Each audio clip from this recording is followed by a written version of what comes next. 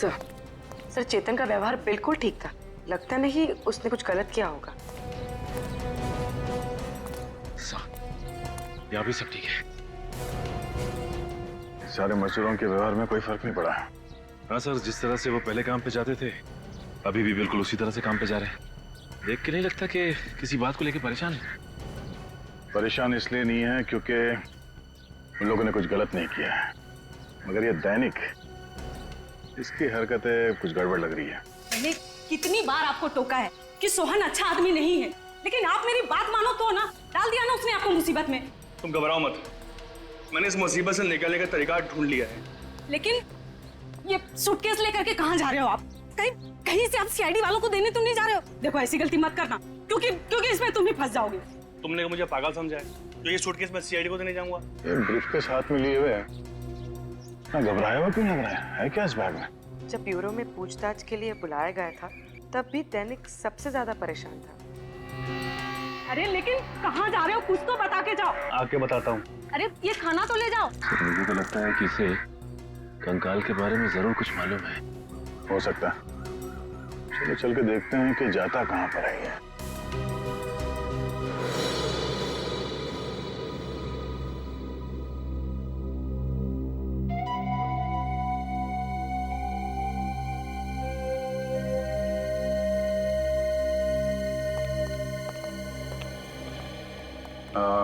मालिक कहाँ है? एक्सक्यूज मी,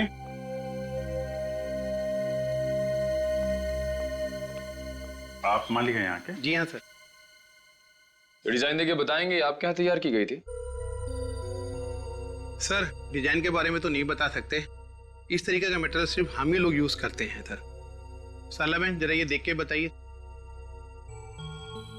जी सर, ये हमारे यहाँ का डिजाइन है और पिछले साल इस डिजाइन की हमने 2 साड़ियाँ तैयार की थी। ये साड़ियाँ किसके लिए तैयार की थी आपने? पर आप लोग हैं कौन और ये क्यों पूछ रहे हैं सर? हम सीआईडी से। देखिए घबराइए मत, एक केस के सिलसिले में हम लोग तहकीकात कर रहे हैं। हमें एक औरत का कंकाल मिला और उस कंकाल के ऊपर ये साड़ी का टुकड़ा था। तो आप प्लीज जरा बताएंगे किसको बेची थी आपने साड़ी? Sir 2 minute.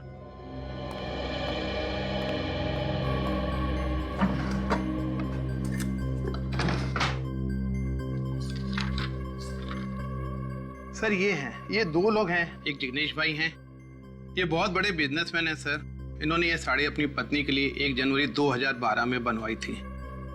और दूसरी है तानिया जी, ये मुंबई से हैं, इनकी डिलीवरी डेट है 25 मई 2012 सर। तानिया जी मुंबई से? ये हमारी बहुत पुरानी कस्टमर है सर। मुझे लगा उनकी शादी हो गई है और वो परदेश चली गई होंगी सर। कब होने वाली थी उनकी शादी? 1 जून 2012 को सर। तानिया जी ऐसी दिखती थी?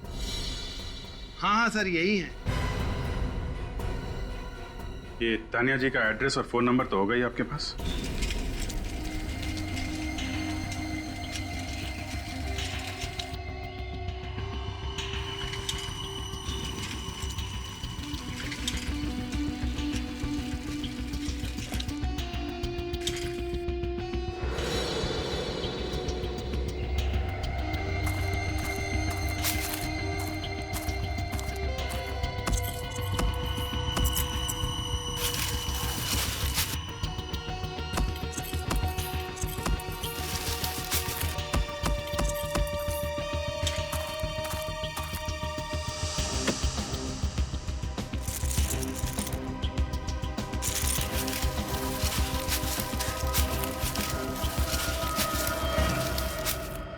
दैनिक साहब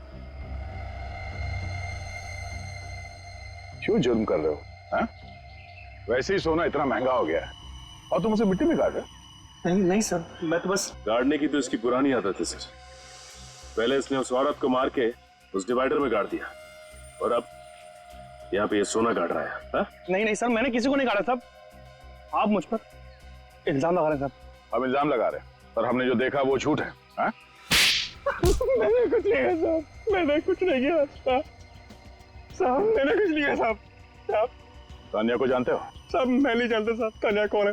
सर इसमें बहुत ही महंगे रत्न जड़े हुए, किसी दुल्हन के लगते। बोल दैनिक, किसके गहने हैं ये? साहब मैं नहीं जानता साहब। तो जरूर तूने चोरी की है या फिर खून किया होगा। नहीं सर, साहब नहीं साहब, मैंने किसी को नहीं मारा साहब, और नहीं मैंने चोरी की साहब। मैं तो सिर्फ साहब अपने आप को बचाना चाहता है साहब। बचाना चाहते थे? किससे? आप लोगों ने साहब, कहीं मैं पीले मुझे फंस न जाऊं साहब। सब कसम से बोला साहब, ये ब्रीफकेस साहब मेरा नहीं साहब, किसका है? सोहन का साहब। उसने मुझे ब्रीफकेस संभालने को दिया था साहब। मुझे उस समय बिल्कुल पता नहीं था साहब इसमें क्या है। कौन है ये सोहन? मेरा दोस्त। 2 दिन के लिए साहब मुझे गांव जाना था, 30 मई से 1 जून। सब उन 2 दिनों में उसने मेरी जगह पर डिवाइडर कंस्ट्रक्शन साइट पे काम किया। सोचा मैं वापस आया ना, उसका रवैया कुछ अलग सा था साहब। मैंने बहुत पूछने की कोशिश की साहब, लेकिन उसने मुझे कुछ नहीं बताया साहब। ये ब्रीफकेस तुम्हें सोहन ने दिया कब? साहब उस दिन जिस दिन आपने मुझे सीआईडी ब्यूरो से फोन किया था साहब, मैं बहुत डर गया था साहब, इसलिए मैं घर आया और मैंने इस ब्रीफकेस का ताला तोड़ा साहब। और जब तुम्हें पता चला कि बिना बताए सोहन ने तुम्हें ये महंगे गहने रखने के लिए दिए हैं तो तुम्हें शक हुआ उस पर? हाँ साहब। ये सोहन कहाँ है? साहब बोल कर गया था मुझे कि वो अपने गाँव जा रहा साहब, मंगोली साहब। सर इसका मतलब तानिया के खून में सोहन का हाथ है। बिल्कुल सोहन का ही हाथ है, तभी तो वो गांव भाग गया। मंगोली चल के छानबीन करते हैं, इसे हिरासत में ले लो। देखो लाइट का स्विच कहाँ है?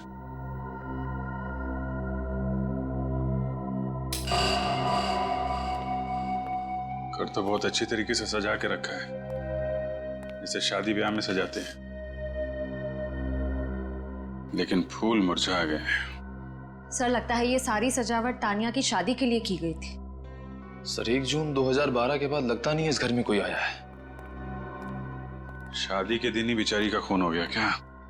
मगर सर तानिया के गायब होने की रिपोर्ट किसी ने लिखवाई क्यों नहीं? पड़ोसी कह रहे थे कि वो यहाँ अकेली रहती थी, शायद उसकी फैमिली में भी कोई नहीं होगा। सर घर को अच्छी तरीके से चेक करो, देखो कुछ काम का मिलता है क्या। सर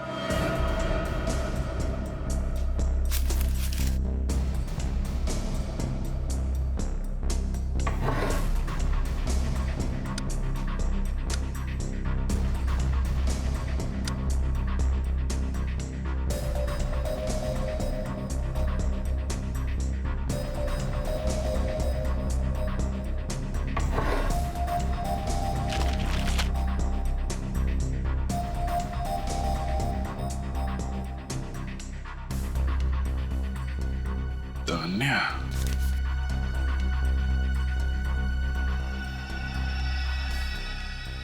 सर कुछ मिला क्या? हाँ सर, तानिया की शादी का कार्ड।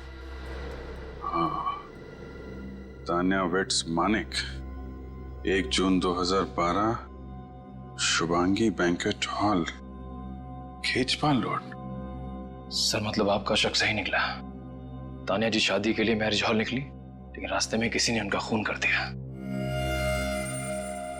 तान्या वेट्स मानिक, इस मानिक को ब्यूरो में बुलवाओ, वही बताएगा 1 जून 2012 को क्या हुआ था तान्या के साथ।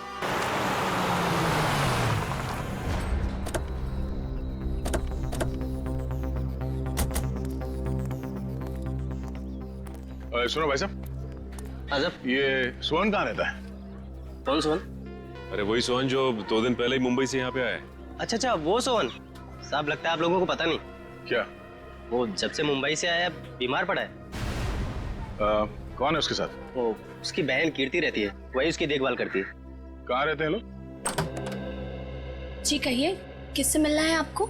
आप कीर्ति हैं सोहन की बहन? जी हम लोग सीआईडी से सोहन से मिलना चाहते हैं। सीआईडी? देखिए डरने की कोई जरूरत नहीं है, हम उनसे कुछ जरूरी बात करना चाहते हैं। भैया ये सीआईडी वाले हैं, आपसे मिलने आए हैं।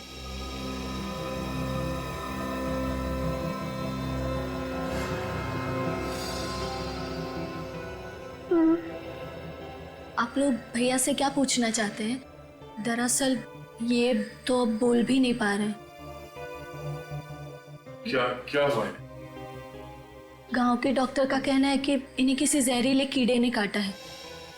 कब हुआ ये हादसा? ठीक उसी दिन जिस दिन भैया शहर से यहाँ लौटे थे। यहाँ लौटते ही वो खेत में किसी से मिलने गए और आने के बाद उन्हें बुखार आ गया। बस तभी से भैया ना बोल पा रहे और ना चल पा रहे। और गांव के डॉक्टर का कहना है कि भैया आप कभी नहीं बोल पाएंगे। सर लेकिन मेरे भैया ने किया क्या है? इन्होंने 1 जून 2012 की रात केशपाल रोड पर तानिया का खून करने में किसी की मदद की थी। कभी किसी आदमी के बारे में बताया इन्होंने आपको? नहीं सर, इन्होंने कुछ नहीं बताया। बस इनके चेहरे पर एक अजीब सा डर लगा रहता था।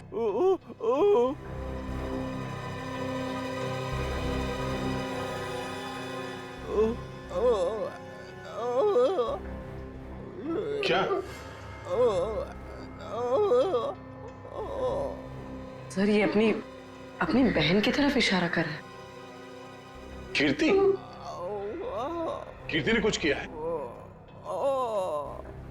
देखो सोहन, तुम क्या कहना चाहते हो कुछ समझ में नहीं आ रहा है। क्या? हाँ?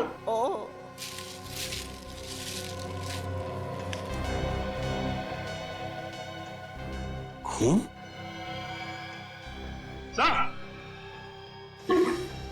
हाँ सचिन, ये देखिए सर, सोहन के बैग में से एक कार्ड मिला है और उस पर खून लगा हुआ है। समाज सेवा समिति के कार्यक्रम का ये वीवीआईपी पास है जो 1 जून 2012 को आयोजित किया गया था। कार्यक्रम के मुख्य अतिथि का पास है ये।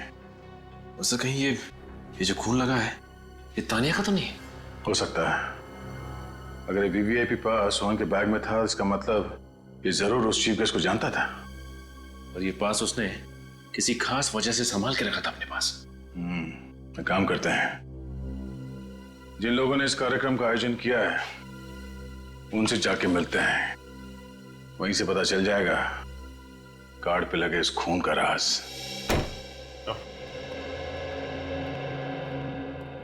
चल, ये रहा मानिक। हाँ मानिक, मानिक ये फोटो देखो। क्या पहचानते हो इसे? ये तो तानिया सर, इससे मेरी शादी होने वाली थी सर। हाँ, तानिया ही है। मेरा मतलब है तानिया ही थी। जहां पर तुम्हारी शादी होने वाली थी बस बिल्कुल वहीं से कुछ ही दूरी पर हमें तानिया का ये कंकाल मिला। क्या? ये नहीं हो सकता सर। ऐसा हुआ है मानिक जी, किसी ने तानिया को शादी के जोड़े में ही मार दिया और फिर उसे जमीन में गाड़ दिया। किसने मारा मेरी तानिया को? शायद आपने। मैं क्यों मारूंगा? तो फिर तानिया के गायब होने के बाद आपने एफआईआर क्यों नहीं लिखवाई? उसे ढूंढने की कोशिश क्यों नहीं की आपने? सर मैंने बहुत ढूंढने की कोशिश की थी, मगर जब वो शुभांगी हॉल नहीं आई तो मैं समझ गया कि उसने शादी का इरादा बदल दिया है सर। और मुझे बहुत दुख हुआ जब उसने उसके बाद एक बार भी मुझे फोन नहीं किया। तो तुम फोन कर लेते उसे? सर मैंने बहुत कोशिश की थी फोन करने की, मगर फोन स्विच ऑफ था। तो मुझे पता था कि उसके कुछ रिश्तेदार हमारी शादी के खिलाफ थे सर। तानिया बहुत डरती थी उनसे और हमेशा कहती थी कि उसके रिश्तेदार बहुत खतरनाक और बहुत पावरफुल लोग हैं। जब वो मंडप नहीं पहुंची तो मेरे परिवार वाले भी बहुत गुस्सा हो गए और मैं समझ गया सर कि उसने अपने रिश्तेदारों के डर से ही मुझे धोखा दे दिया। है कौन ये रिश्तेदार? कभी तानिया ने उनका नाम बताया तुम्हें? नहीं सर, उनसे कभी उसने मिलने ही नहीं दिया। तानिया के माता पिता से क्यों नहीं बात की तुमने? तानिया के माँ बाप नहीं है सर। तानिया से आखिरी बार कब बात हुई थी आपकी उस दिन? ये कोई 8:30 बजे सर, जब वो ब्यूटी पार्लर से मैरिज हॉल के लिए निकली थी। मतलब जो कुछ भी हुआ है ब्यूटी पार्लर और उस मैरिज हॉल के बीच में हुआ है। शुभांगी हॉल तो केशपाल रोड पे है ना? जी सर। तो जब आप उस दिन वहां पे गए तो क्या उस रोड पे डिवाइडर का काम चल रहा था क्या? जी सर, चल रहा था। वहां पे किसी को देखा था आपने? नहीं सर, कोई भी नहीं था वहां। किसी को भी नहीं देखा। ठीक है, जा सकते हो तुम। जी सर।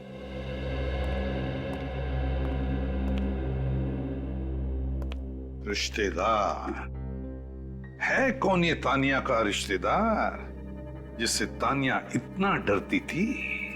सर हो सकता है इसके भाई बहन क्योंकि माँ बाप की तो मौत हो चुकी थी। सर, सोहन हमें तानिया के खूनी के बारे में कुछ बताने की कोशिश कर रहा था। वो बार बार अपना अंगूठा दिखा रहा था और अपनी बहन कीर्ति की ओर इशारा कर रहा था।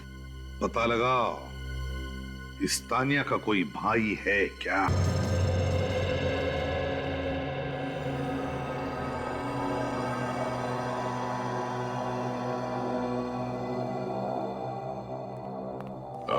सुनो भाई साहब, अभी लंच टाइम में 1 घंटे बाद आना। इतना टाइम नहीं है हमारे पास, हम लोग सीआईडी से हैं। सीआईडी? आइए सर, बैठिए।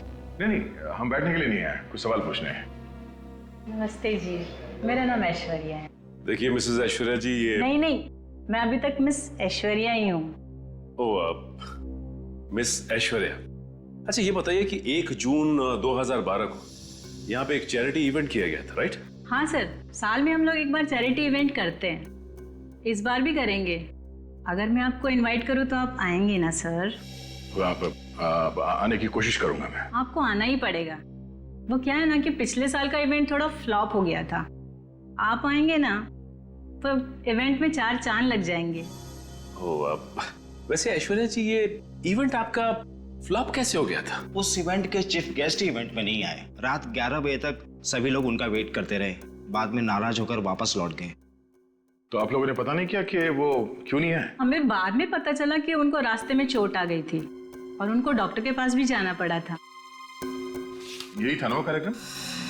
हाँ, यही था। Thank you. चीफ गेस्ट से मिलना पड़ेगा।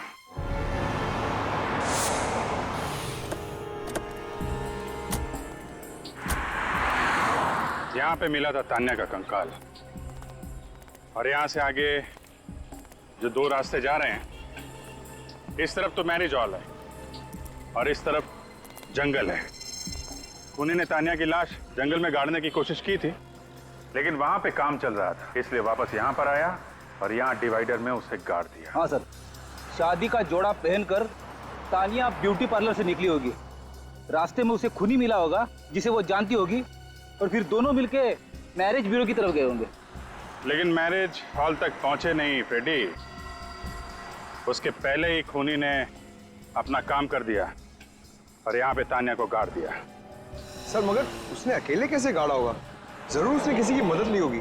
हाँ सर, ये काम किसी कंस्ट्रक्शन साइट का वर्कर ही कर सकता है। कोई और करता तो इतनी फिनिशिंग नहीं हो पाती। और दूसरे दिन जब बाकी के वर्कर यहाँ पे आते तो टेढ़ा मेढ़ा काम देखकर वो वापस उसे तोड़ देते और लाश बाहर आ जाती। सर, ये काम जरूर सोहन ने किया है। उसी के पास सोने के जेवर थे जो उसने दैनिक को दिए थे, शायद तानिया के गले से निकाल लिए हो। और सोहन को यहाँ इस काम के लिए एक ही आदमी बुला सकता है। हाँ दया, बिल्कुल ठीक दया, बिल्कुल ठीक, सही सोच रहे हो। सारे सबूत उसी आदमी की तरफ इशारा कर रहे हैं। खूनी वही है दया। हाँ वही है, उठा ले। तू अंदर क्या कर रहा है? हाँ? अरे 4 दिन का काम था, 8 दिन लगा दिया तुम लोगों ने। कितने आलसी हो तुम लोग। आज से लिफ्ट का काम शुरू होना था, वो कब शुरू होगा? समझ में नहीं आता तुम लोगों को?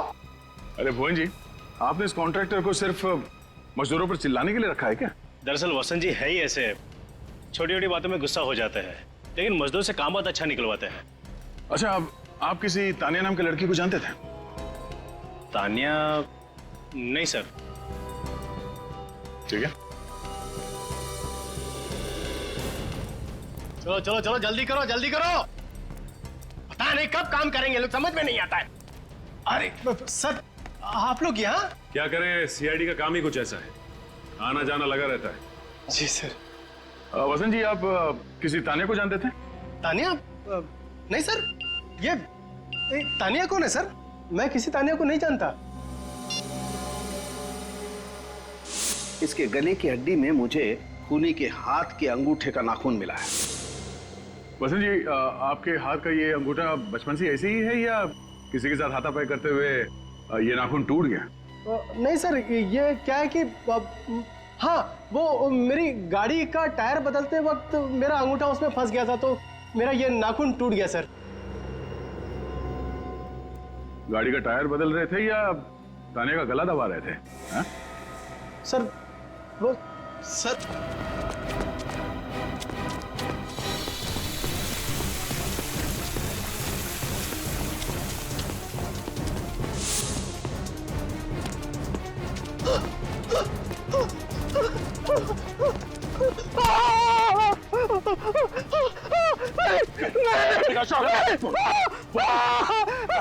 देखूंगा ऊपर से फिर क्यों मारा तानिया को? सर मुझे कुछ नहीं मालूम सर, मैं कुछ नहीं जानता सर। इसने क्या किया? हाँ? नहीं था।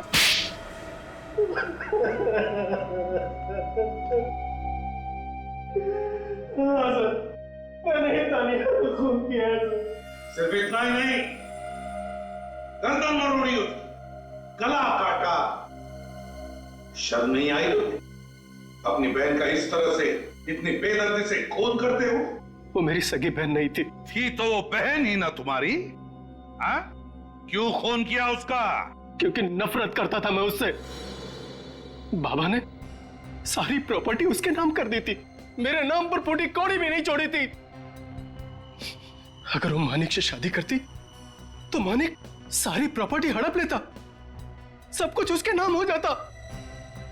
इसीलिए मैंने तानिया को बुलाया। मैं चाहता था कि वो कागजात पर साइन कर दे ताकि शादी के बाद सारी प्रॉपर्टी मेरी हो जाए। देखो तानिया, मुझे तुमसे कोई गिला शिकवा नहीं है। तुम एक बार इस जायदाद के पेपर पर सिग्नेचर कर दो, उसके बाद तुम्हारा रास्ता अलग और मेरा रास्ता अलग। ये क्या बसंत भैया, मुझे लगा कि आप अपनी सारी कड़वाहट भूलकर अपनी सौतेली बहन से एक नया रिश्ता जोड़ना चाहते हैं, और आप मेरी शादी के दिन इन पेपर्स पे साइन करवाना चाहते हो। मैं अपनी जायदाद आपके नाम कभी नहीं करूंगी।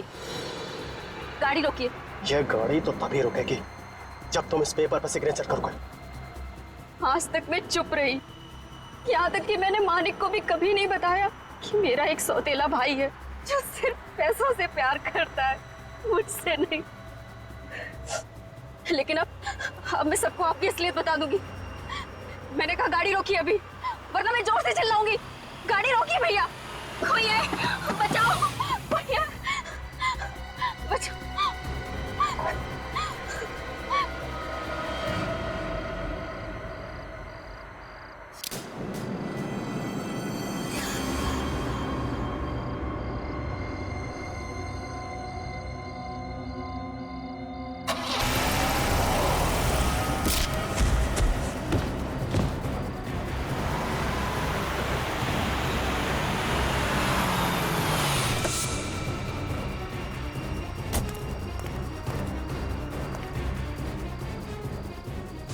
हाँ सोहन, साइड पे आ जा।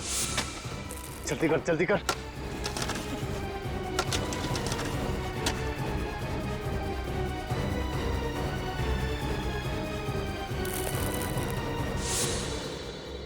लेकिन तुमने सपने में भी नहीं सोचा होगा कि उस रास्ते पे एक दिन एक्सीडेंट होगा, डिवाइडर टूटेगा और तुम्हारा गुनाह सामने आ जाएगा। क्यों हमला किया सोहन पे तुमने? सोचा होगा कि कोई ये डिवाइडर तोड़ेगा नहीं और किसी को ये कंकाल मिलेगा नहीं। एक काम करो, आप लोग आ जाओ, आ जाओ।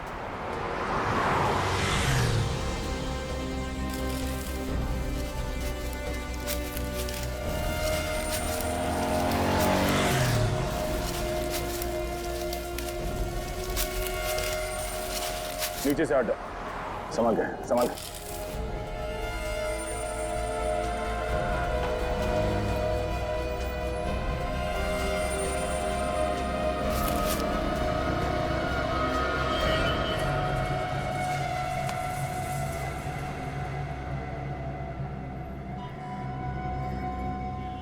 कंकाल किसी औरत की लगती है। ये जो कपड़ा है ये भी किसी औरत के साड़ी या दुपट्टे का लगता है। सर, ये कंकाल किस औरत का है और इसे मारा किसने, कैसे पता चलेगा? रेडी, चेहरे की हड्डियां सही सलामत है, चेहरा फिर से बनाया जा सकता है। पता चल जाएगा कि औरत कौन थी और किसने मारा इसे।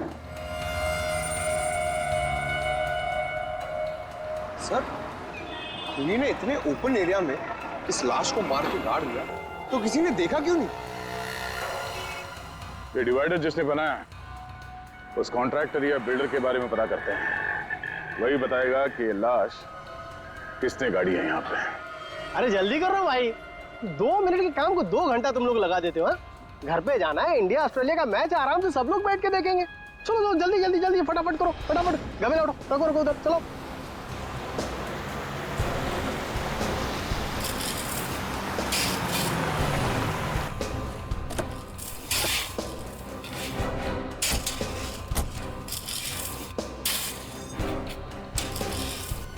सुनो, ओ भाई साहब, मालिक कौन है यहाँ पे? मालिक कौन है इस बिल्डिंग का?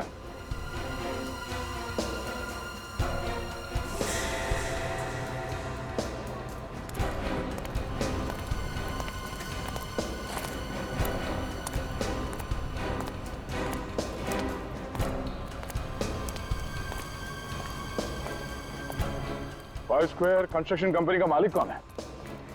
जी मैं हूं, बोलिए। केजपाल रोड पे जो डिवाइडर बना है वो आप ही ने बनाया? जी हाँ, लेकिन आप लोग है कौन और इतने सारे सवाल क्यों पूछ रहे हो? सीआईडी? देखिए सर, हमने कोई गलती नहीं की है। इनफैक्ट डिवाइडर बनाने के लिए जो मटेरियल यूज किया है वो भी A1 क्वालिटी का है। सच कह रहा हूँ, हमने कोई लापरवाही नहीं की है। कोई लापरवाही नहीं की आपने? एक औरत की लाश गाड़ी है डिवाइडर के अंदर आपने। औरत की लाश? सर ये क्या कह रहे हैं आप? या उस औरत का कंकाल हमें उस डिवाइडर से मिला है। आप लोग मुझे ऐसे क्यों देख रहे हैं? मैंने कुछ नहीं किया। ये कौन? ये कॉन्ट्रैक्टर है। डिवाइडर बनाने का कॉन्ट्रैक्ट मैंने इन्हीं को दिया था। देखिए मैंने किसी को नहीं मारा, मैंने कुछ नहीं किया। डिवाइडर कब बना था? हाँ, पिछले साल 1 मई 2012 से लेकर 2 जून 2012 के बीच में ये सारा काम हुआ है सर। 1 मई 2012 से 2 जून 2012? जी सर। सर देखिए, साइट पर तो हमेशा काम चलता रहता है, वहाँ पे सारे मजदूर रहते हैं। सर मैंने ऐसा कुछ किया होता तो मजदूरों को तो पता होता ना सर। सर हो सकता है मजदूरों को कुछ मालूम है इसके बारे में। डिवाइडर पे जितने मजदूर काम कर रहे थे उन सबके नाम और पते चाहिए हमें, हम उनसे मिलना चाहेंगे।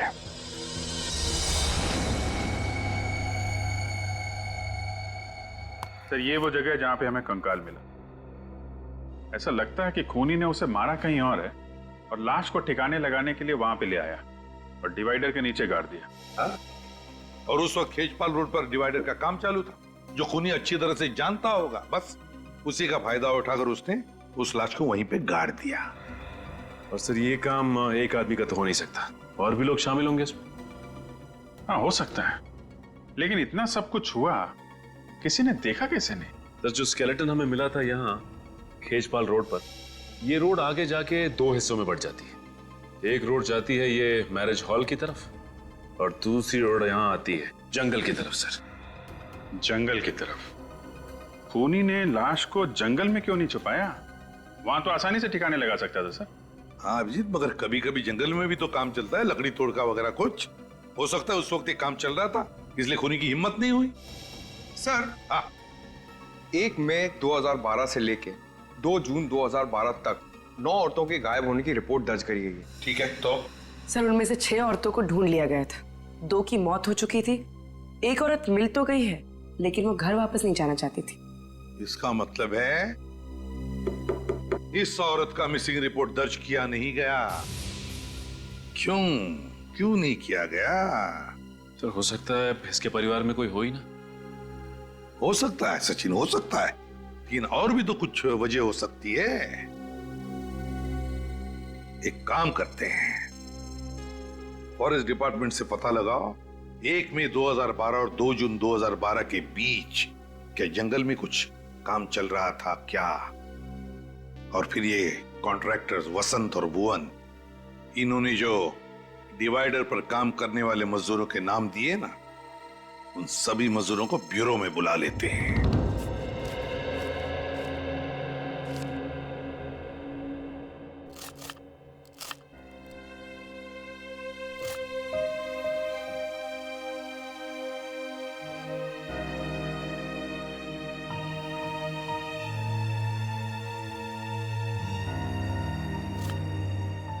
चिंता करने से क्या होगा चिंटू के बापू?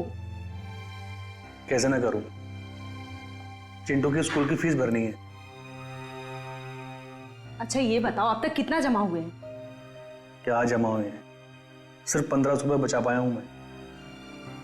अगर गांव पैसे नहीं भेजे ना तो माँ बाबूजी को बहुत परेशानी हो जाएगी। अब चिंता मत करो, जितना है जैसा है उसी में हम सब मिल बांट के गुजारा कर लेंगे। ये कौन आ गया? पारुल देखो जरा।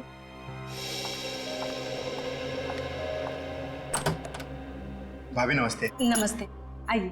जी भाभी। अरे सोहन, क्या चल रहा है यार? बढ़िया भाई। दैनिक मेरा एक छोटा सा काम करेगा? देख मना मत करना यार, मैं तेरा एहसान ना जिंदगी भर नहीं भूलूंगा। अरे भाई घबराया क्यों है? क्या बात है? पारुल जरा देखो चिंटू को। बैठ पहले। देख बैठने का टाइम नहीं है, मैं ना कुछ दिनों के लिए, मतलब कुछ सप्ताह के लिए घर जा रहा हूँ। तो ये मेरा ब्रीफकेस कुछ दिनों के लिए अपने घर संभाल के रख लेगा? भाई रख लूंगा, पर इसमें है क्या? घरेलू सामान है यार। कहीं फंसवाने का सामान तो नहीं है? कैसी बात कर रहा है यार, तू मेरा दोस्त है, तुझे मुझ पे भरोसा नहीं? अरे नहीं नहीं यार, मुझे तुझ पर पूरा भरोसा है, पर तू देख किसी मुसीबत में तो नहीं तू? नहीं नहीं भाई, ऐसी कोई बात नहीं है, बस तू इसे रख ले, मैं जैसे ही लौट के आऊंगा तुझे फोन करूंगा। ठीक है भाई, अब मैं चलता हूँ। ठीक है, ध्यान से जाना।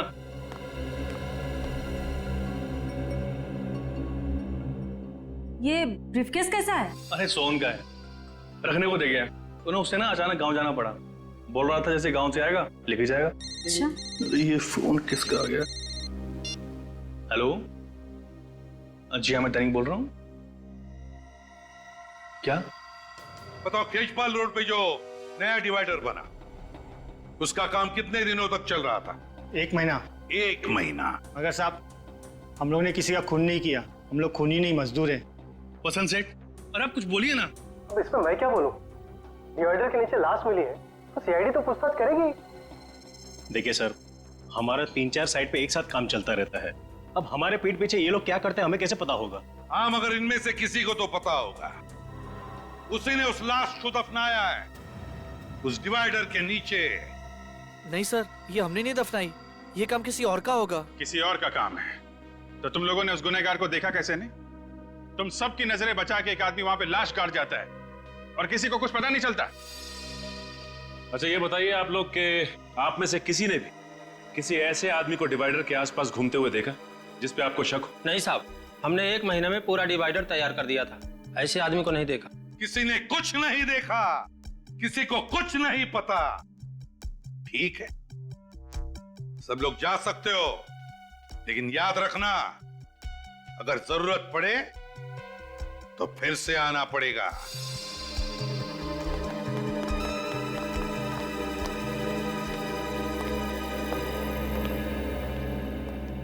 सर आपने इन लोग को जाने क्यों दिया? मुझे मौका देते ना, 2 मिनट में इन लोग से सब मैं निकलवा लेता। पंकज जी, आपको मौका मिलेगा, शांत हो जाइए। हाँ पूर्वी? सर वो दैनिक नाम का मजदूर कुछ ज्यादा ही परेशान लग रहा है। दैनिक? सर चेहरे का रंग उड़ा उड़ा लग रहा था कुछ छुपा रहा है। हाँ अभिजीत, मुझे भी गड़बड़ लग रहा है वो। इन सभी लोगों पर नजर रखो, ये कॉन्ट्रैक्टर्स भी और मजदूर भी, और खास करके वो दैनिक।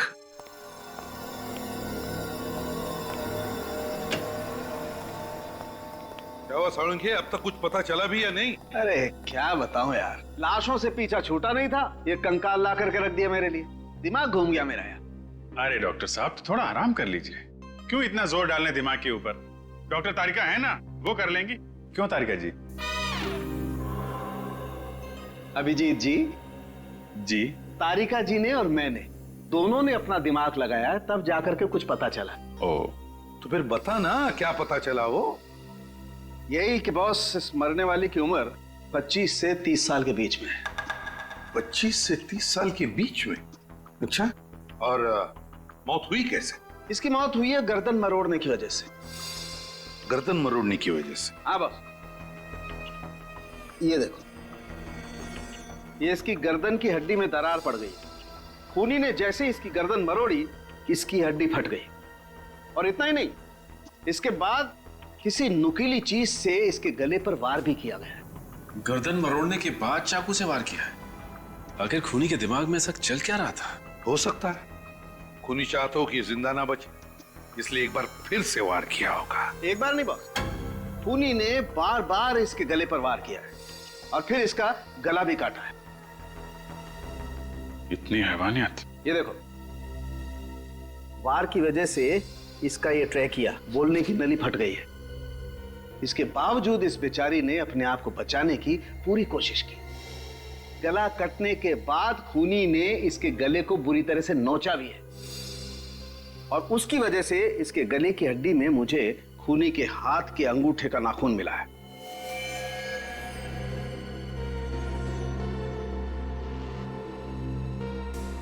तो फिर अभिजीत, शायद खूनी के हाथ के अंगूठे में नाखून ही ना हो।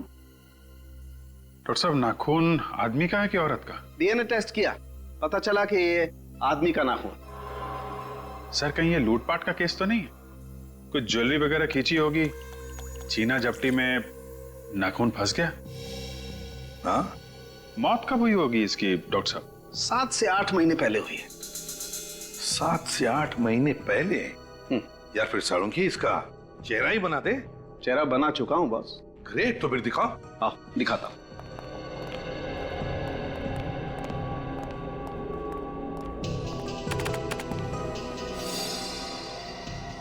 सर, सर, इस कंकाल पर से ये जो कपड़ा मिला है, ये एक महंगे सिल्क का कपड़ा है। ये देखिए। महंगा सिल्क? जी सर, पटोला सिल्क। और इस पर जो कढ़ाई की गई है वो मशीन से नहीं बल्कि हाथ से की गई है। अच्छा सर, पटोला सिल्क पे हाथ से कढ़ाई का काम, ये तो ज्यादातर गुजरात के पाटन जिले में होता है। तो एक काम करो अभिजीत, गुजरात के पाटन में जा, पता लगा कि कढ़ाई का काम किस कारखाने में हुआ है, और वहीं पर इस लड़की का फोटो भी दिखा। शायद उस लड़की के बारे में कुछ पता चल जाए।